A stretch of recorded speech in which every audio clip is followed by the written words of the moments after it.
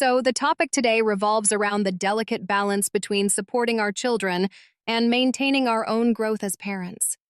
It's about how much involvement is healthy for our kids, especially when they face major challenges like exams or life decisions. Right? We often feel this intense need to support them in every way. But how far should we really go? I mean, how much of their struggles should we take on ourselves? It's definitely tricky. On one hand, you want to be there for them, but on the other, there's this principle that we shouldn't cross a certain line. You can only provide 30% support. If you exceed that, it actually becomes detrimental to the child, right?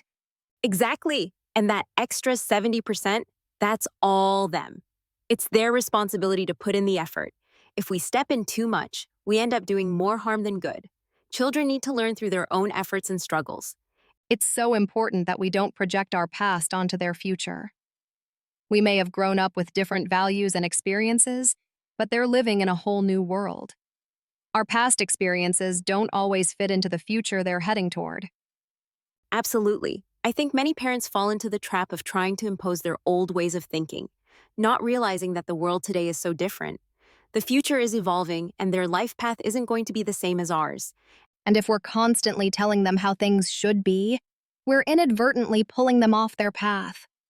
We might be hindering their growth and potential, all because we're not allowing them to experience and learn from their own journey.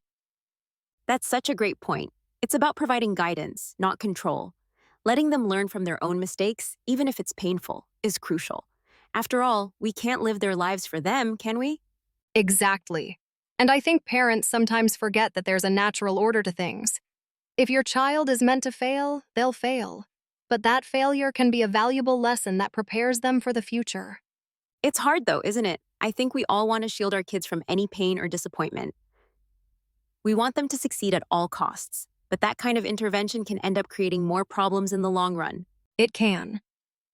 Take the example of praying for your child's success in exams. If you're just asking for them to pass without acknowledging their effort, what are you teaching them? It's a short-term fix that doesn't set them up for the real world. And that's where the danger lies. If we push them too hard or pray for them to succeed when they haven't earned it, we're setting them up for failure down the road. It's like they've been given something they didn't work for, and that can backfire.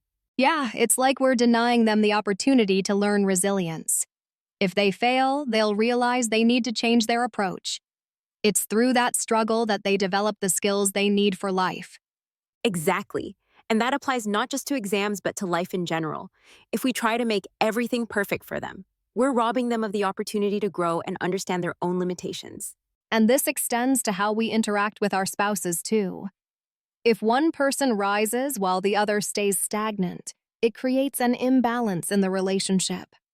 The one who's constantly being prayed for to succeed may end up drifting away, feeling that they've outgrown the relationship.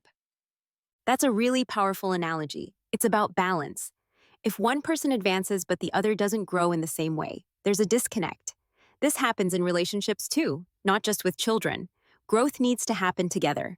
Yes, both parties need to be in sync or else things fall apart. If you don't grow alongside each other, you'll eventually lose the connection. The same principle applies to parenting. You need to support your child's growth, but you must continue to grow yourself. It's a constant cycle, isn't it? You can't just focus on the other person's success or failure.